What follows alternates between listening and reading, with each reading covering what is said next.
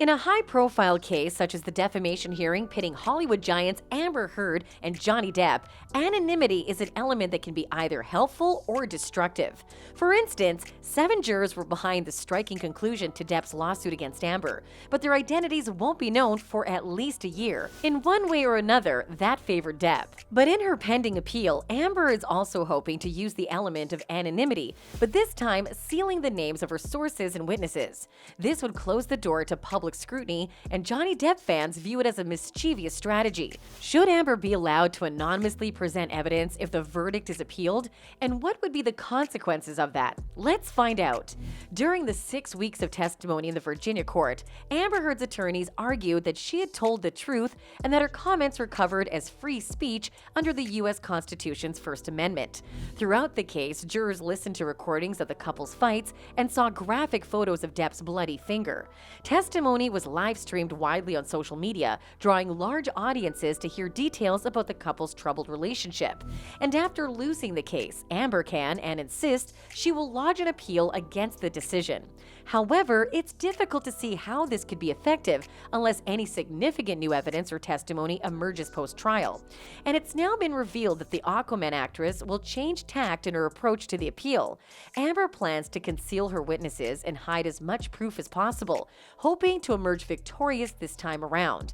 As of now, it's not clear whether the jury will or will not allow that, and Depp's legal team is, of course, expected to challenge the move, just like the defamation case being thrown out.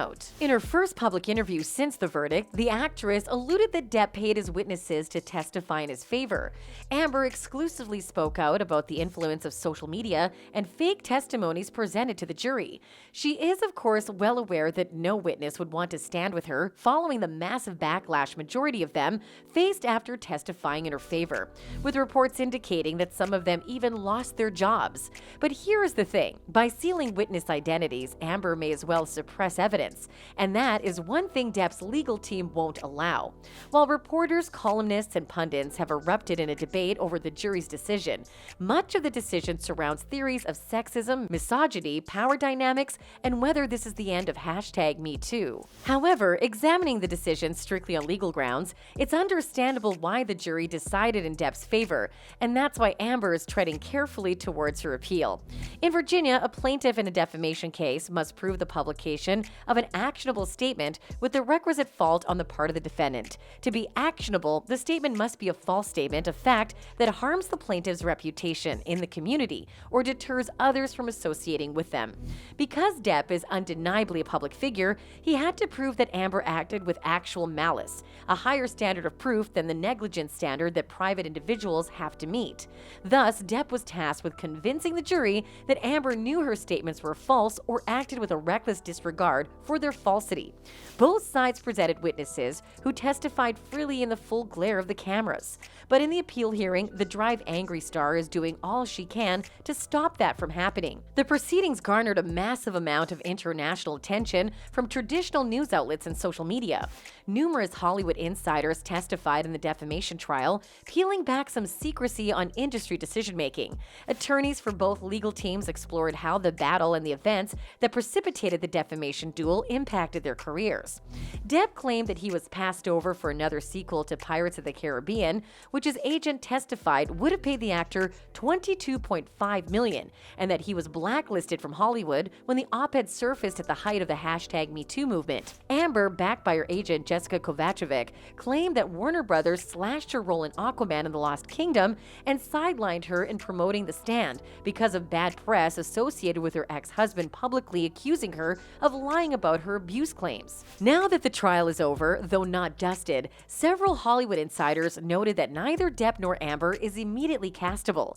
Their appearances come with more public relations liability that limits the promotion of potential projects. Supporters of Amber argue that by hiding the identities of her witnesses, she will be protecting her family. A source close to her said that the actress is still upset about the jury's decision, but she's focusing on being a mom after losing quality time during the 6 weeks trial held held in Fairfax. The Aquaman actress welcomed her first baby daughter, Una Page, back in April 2021. Amber spent the weekend with her baby daughter. She is frustrated about the verdict, says the source, adding that she just doesn't understand how the 7-person jury reached their decision, with all the evidence her legal team presented. Depp, on his part, is currently fighting a lawsuit filed by a crew member on the feature City of Lies, alleging that the actor punched him twice in a drunken tirade. Depp allegedly took drugs on set and reeked of alcohol during the incident. According to the complaint, the movie was yanked from theaters 1 month before its release. Shortly after, Depp settled a lawsuit against his former business managers, avoiding another high-profile trial. Both stars will likely have to wait until appeals in their case are worked out to learn their standings in Hollywood. Amber insists she plans to appeal the verdict, pointing to media hysteria over the trial as evidence that the jury was improperly influenced to vote against her. Do you think she should be allowed to hide the identities of her witnesses if the appeal hearing goes through? Let us know in the comments below.